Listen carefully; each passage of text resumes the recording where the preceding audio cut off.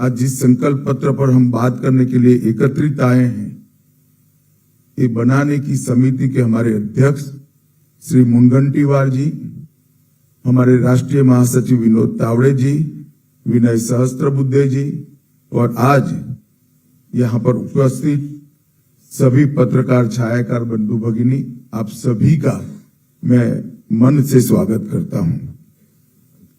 आज यहाँ पर अभी जिस संकल्प पत्र का विमोचन हुआ, वो संकल्प पत्र ये महाराष्ट्र की महान भूमिका, सारी जनता के आकांक्षाओं का प्रतिबिंब है। महाराष्ट्र एक प्रकार से कई युगों से हर क्षेत्र में देश का नेतृत्व कर रहा है। एक जमाने में जब जरूरत थी तब भक्ति आंदोलन की शुरुआत भी महाराष्ट्र से हुई। जब जरूरत पड़ी तब गुलामी से मुक्ति का आंदोलन भी शिवाजी महाराज ने यही भूमि से किया और जब जरूरत पड़ी तब सामाजिक क्रांति की शुरुआत भी यही महाराष्ट्र ने की। और ये महाराष्ट्र की पूरी जनता के आकांक्षाओं का प्रतिबिंब आज हमारे इस संकल्प पत्र के अंदर दिखाई पड़ता है।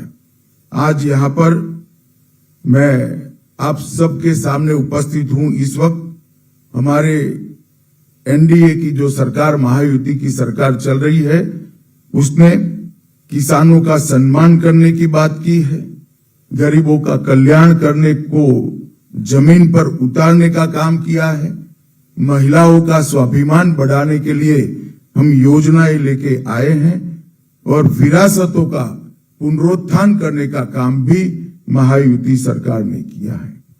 मित्रों, आज मुझे बहुत खुशी है कि जब मैं अंबेडकर जी की भूमि पर खड़ा हूं, तब अभी अभी कश्मीर में जो चुनाव हुआ, आजादी के बाद पहली बार कश्मीर का चुनाव के बाद मुख्यमंत्री का शपथ अंबेडकर जी ने बताए हुए संविधान से हुआ है। इससे बड़ी श्रद्धांजलि अंबेडकर जी की वो नहीं हो सकती। धारा 370 हटने के बाद पहली बार कश्मीर में भारत के संविधान की शपथ लेकर सरकार बनाने का काम हुआ और इसका पूरे देश को आज नाज है। हमने इस संकल्प पत्र के माध्यम से महापुरुषों की परंपराओं को, सांस्कृतिक विरासत को आगे बढ़ाने के संकल्प भी रखे हैं। अराजकता फैलाकर विकास के नाम पर विफल राज देने वालों की विफलताओं से बोध लेते हुए मजबूत, समृद्ध और सुरक्षित महाराष्ट्र कैसे हो, इसका भी इसके अंदर आपको योजना दिखाई पड़ेगी। आज चुनाव में हमारा मुकाबला अघाड़ी से है।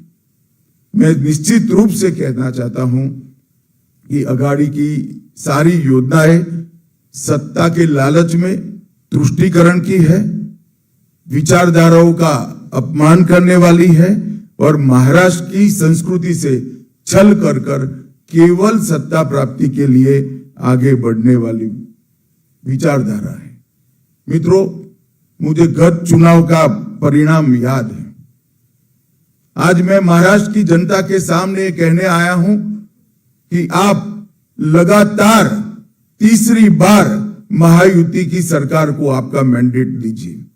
पहली बार 2014 में महाराष्ट्र की जनता ने महायुति को मैंडेट दिया, भारतीय जनता पार्टी के नेतृत्व में महायुति की सरकार बनी। 19 में भी मैंडेट भारतीय जनता पार्टी और महायुति के लिए था, मगर जनादेश का द्रोह कर सत्ता की लालच में वो जनादेश को नकारा गया और अंतोतगत्वा जो कृत्रिम होता है, जो बनावटी होता है, वो लंबा टिकता नहीं है। वो सरकार गिरी और फिर से महायुति की सरकार बनी। महायुति एक मुश्त होकर, एकजुट होकर मोदी जी के नेतृत्व में सिद्धांतों के आधार पर महाराष्ट्र का कल्याण करने के लिए आगे बढ़ रही है और अघाड़ी की सरकार बनाने का जो लोग दावा कर रहे हैं उनका चुनाव अभियान भी आंतरिक विरोधाभासों से घिरा हुआ है।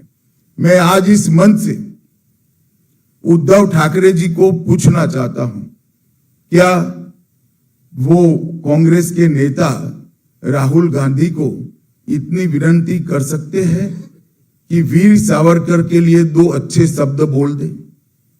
क्या कांग्रेस का कोई नेता सम्मान्य बाला साहब ठाकरे के सम्मान में 2 वाक्य अच्छे बोल सकता है क्या?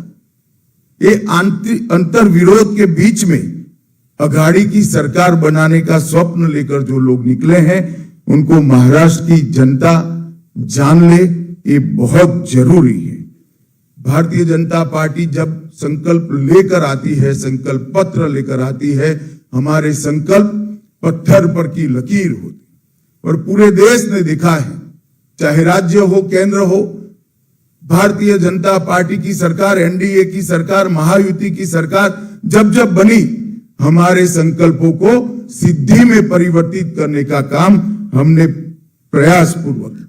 कोई नहीं मानता था कि धारा 370 का वादा समाप्त हो जाएगा, इस देश से धारा 370 चली जाएगी, मगर आज धारा 370 को समाप्त करने का काम मोदी जी के नेतृत्व में एनडीए सरकार ने किया। कोई नहीं मानता था इस देश में सीएए आएगा, कोई नहीं मानता था इस देश में यूसीसी की शुरुआत हो सकती है, कोई नहीं मानता था कि इस देश के अंदर ट्रिपल तलाक समाप्त हो जाएगा, कोई नहीं मानता था इस देश में राम जन्मभूमि का मंदिर 550 साल के बाद सम्मान के साथ राम जन्म के स्थान पर ही भव्य मंदिर दिखाई पड़ेगा। इसके साथ साथ हमने वादा किया था समृद्ध भारत का, 11वें अर्थतंत्र से हमने 10 साल के अंदर ही देश के अर्थतंत्र को 5वें नंबर पर पहुंचा है और हमारा वादा है कि 27 में हम भारत को 3रे नंबर का अर्थतंत्र बनाएंगे।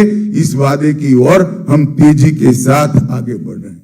60 करोड़ गरीबों को घर, बिजली, गैस, शौचालय, पीने का पानी, मुफ्त अनाज और मुफ्त इलाज ये देने का काम भी हमने किया है।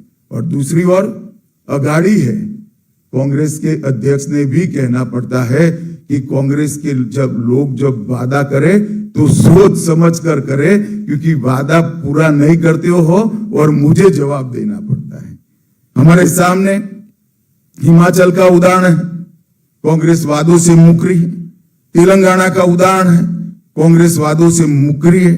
कर्नाटक का उदाहरण है, कांग्रेस वादों से मुकरी है। ये अघाड़ी के वादों के विश्वसनीयता पाताल से नीचे गई है और युति के वादों पर पूरे देश की जनता को भरोसा है, भारत की जनता को भी भरोसा है।